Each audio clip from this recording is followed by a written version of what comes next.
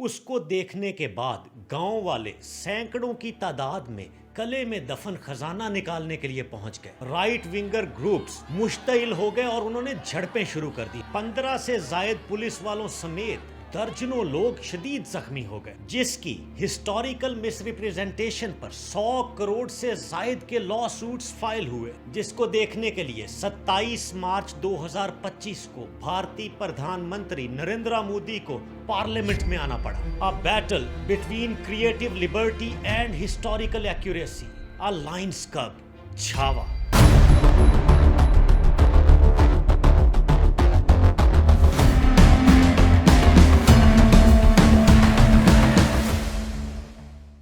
Indian state Maharashtra میں Mughal emperor Aurangzeb عالمگیر کا مقبرہ کیوں خطرے میں پڑ گیا اور لوگ سڑکوں پر کیوں آ گئے، ہر طرف جلاؤ گھراؤ کیوں ہوا اور فوج کو تعینات کر کے کرفیو کیوں لگ گیا، ان سارے سوالات کا صرف ایک ہی جواب ہے اور وہ ہے فلم چھاوا۔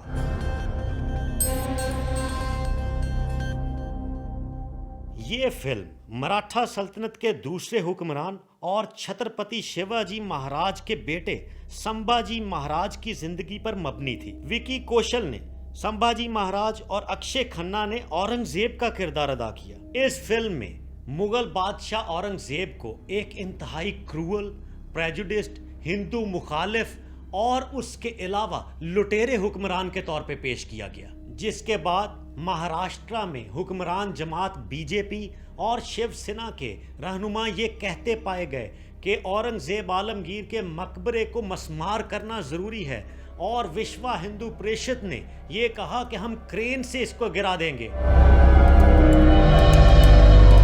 ہماری آج کی کہانی فلم چھاوا کے اکشے کھنہ والے کردار پر نہیں بلکہ اورنگزیب عالمگیر کی زندگی سے متعلق ہے۔ اورنگزیب عالمگیر ہندوستان کے بادشاہوں کی تاریخ کے سب سے کنٹروورشل اور کمپلیکیٹڈ کیریکٹر تھے، جس نے اپنے پولیٹیکل انٹرسٹ کی خاطر اپنے بڑے بھائی دارا شکوہ کو بھی نہ بخشا۔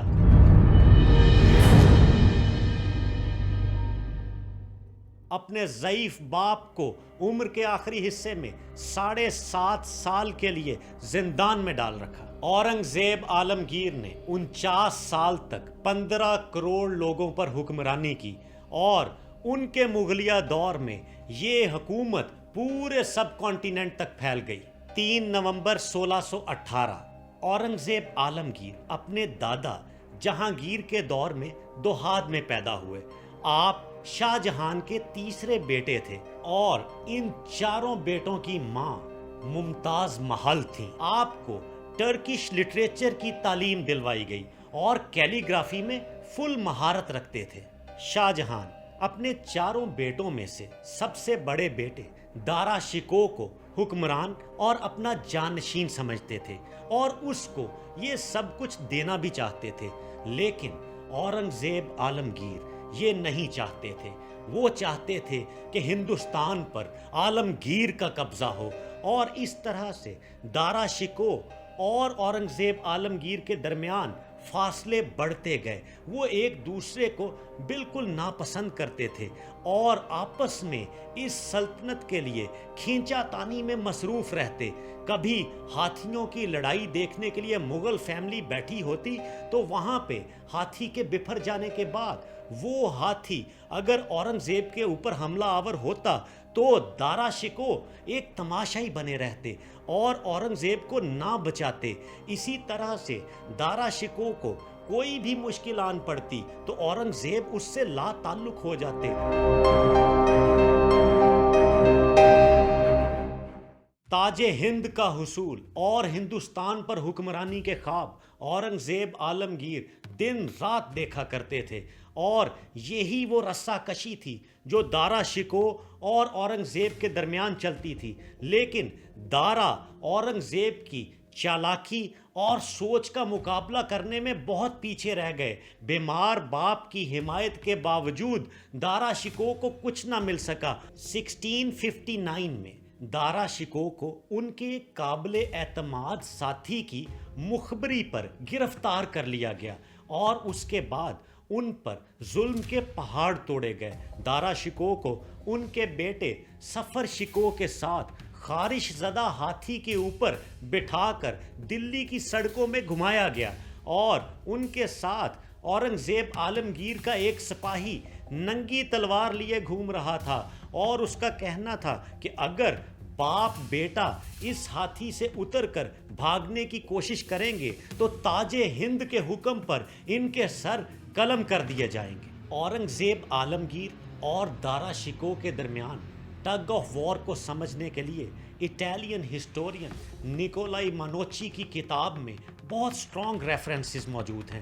انہوں نے اپنی کتاب میں ایک دلچسپ واقعہ کوٹ کیا اور لکھا کہ جب دارا شکوہ کی موت کا دن تھا، وہاں پہ اورنگزیب نے دارا سے کہا کہ اگر ہم اپنے کردار تبدیل کر لیں، تمہارا رول مجھے مل جائے اور میرا رول تمہارے پاس آ جائے تو تم کیا کرو گے؟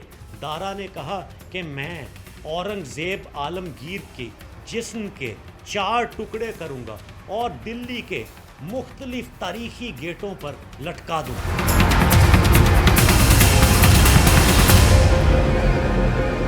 لین پول اور انفیسٹا جیسے یورپین ہسٹورین نے اورنگزیب کو آرٹ اور میوزک سے نفرت کرنے والا اور تعصب کا مارا ہوا قرار دیا، ہندو مخالف، بت شکن اور اپنے فور فادرز کی لبرل سوچ کا قاتل۔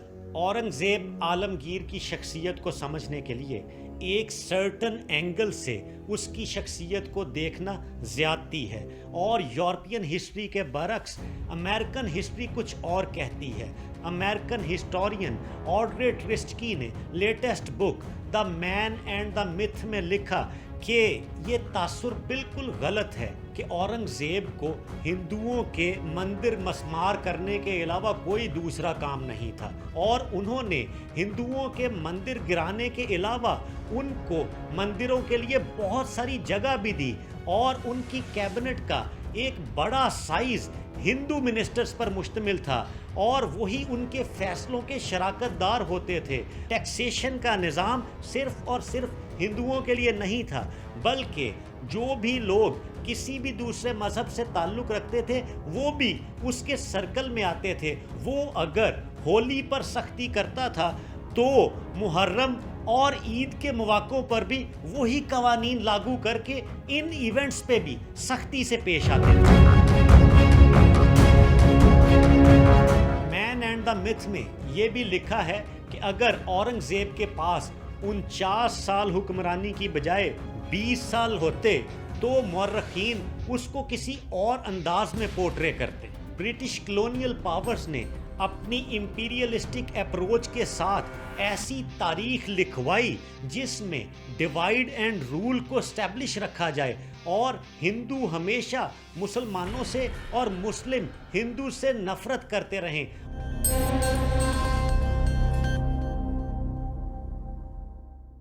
انڈین ہسٹری کی اوتھینٹک بکس میں ایسے ریفرنسز بھی موجود ہیں جس میں یہ سمجھ آتی ہے کہ اورنگزیب سے بہت ساری ہندو کمیونٹی خوش بھی تھی۔ برہمن خاص طور پہ ان کے ساتھ خاص طرح سے لنک تھے، اور دیگر ذاتیں بھی ہندوستان میں اورنگزیب عالمگیر کو اچھا سمجھتی تھی۔ جب ہندوستان میں ٹرانسلیشنز ہوئیں پرشین لینگویج میں ہندوؤں کی سیکرڈ بکس کی، رامائن کی اور مہابھارت کی، تو ان کو اورنگزیب کے نام سے ڈیڈیکیٹ کیا گیا، اور اس کا انتساب اور پریمبل اورنگزیب عالمگیر کے نام کیا گیا۔ بی بی سی اردو کے آرٹیکل بادشاہ اورنگزیب اور ان کے بارے میں پھیلی غلط فہمیوں میں لکھا ہے کہ اگر وہ سپرسٹیشیس تھے دیگر مغل بادشاہوں کی طرح، تو اس میں سے بھی ہم ایک ایسا پہلو اخذ کر سکتے ہیں جس سے یہ ثابت ہوتا ہے کہ وہ صرف ہندو مخالف نہیں تھے، جیسا کہ ان کے دربار میں ڈیفرنٹ قسم کے ایسٹرولوجرز اور نجومی موجود تھے جو کہ ہندو اور مسلم دونوں ہوا کرتے تھے۔ اورنگزیب ان دونوں سے مشورہ کرتے اور بڑے بڑے فیصلوں میں ہندوز ایکسپرٹس کو یوز کرتے، ان کی رائے کا احترام کرتے۔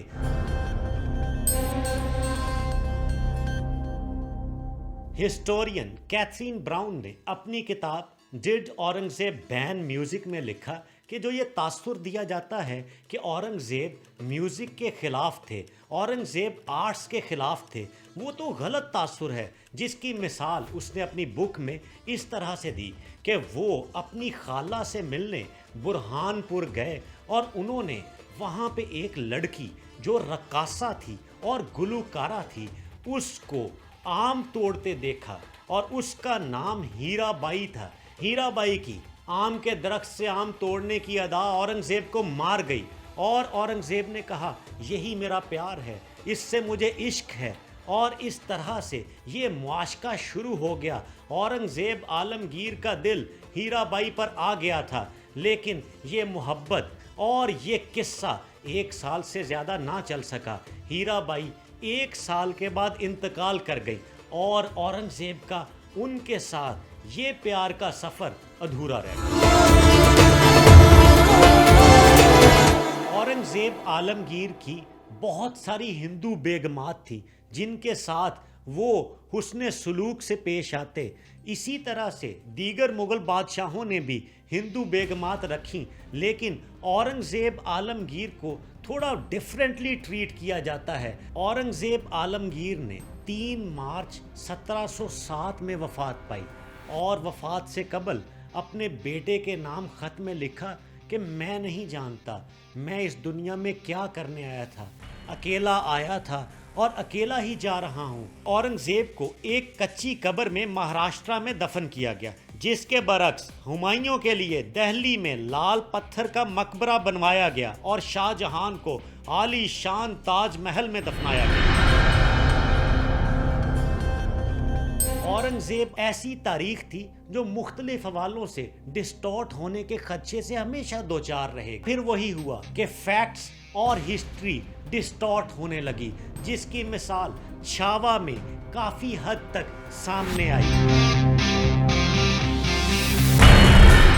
पाकिस्तान और इंडिया दोनों जगहों पर ऐसी सोच पाई जा रही है कि तारीखी किरदारों के नाम और शहरों के नाम, अस्पतालों के नाम बदल दिए जाएं, उनकी निशानियां गिरा दी जाएं, ऐसे स्टैचूज़ को मुनहदिम कर दिया जाए जो किसी तारीखी किरदार का हो। औरंगज़ेब आलमगीर जहां पे दफन थे उसको औरंगाबाद कहा जाता था, लेकिन उसके बाद शिवाजी और उनकी लेगेसी के साथ मंसूब कर दिया गया। और इसी तरह से पाकिस्तान में भी कई किरदारों को, कई इलाकों को बदल दिया गया। हिंदुस्तान में अब भी ऐसी आवाज़ें ज़ोर पकड़ रही हैं कि मुस्लिम हिस्ट्री को मिटा दिया जाए।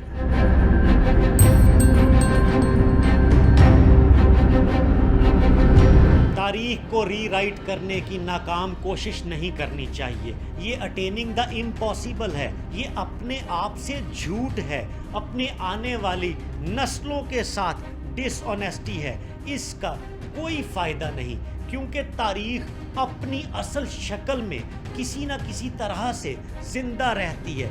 फ़र्क सिर्फ इतना है कि आपने तारीख को तरोड़ मरोड़ कर बयान करके किस तरह से रेवेन्यू जनरेट करना होता है। और छावा आज बॉक्स ऑफिस पर तमाम रिकॉर्ड तोड़ चुकी है। हमें इस तरह के मौज़ूआत को अवाम के और आने वाली नस्लों के सामने ज़रूर लाना चाहिए, ताकि तारीख़ी हक़ाइक़ और पस मंज़र का अंदाज़ा हो, लेकिन बाइस्ड अप्रोच के साथ नहीं, थोड़ा अनबाइस्ड, थोड़ा न्यूट्रल हो के। और ये भी कोई कन्विंसिंग आर्ग्यूमेंट नहीं कि शिवाजी महाराज और उनके साथी आज़ादी की लड़ाई लड़ रहे थे, वो भी किसी न किसी हद तक इक़्तिदार की लड़ाई लड़ रहे थे। ताजे हिंद और मुगलिया सल्तनत के जाहो जलाल पर दारा शिको से मुताल्लिक अगली कहानी का इंतज़ार कीजिएगा।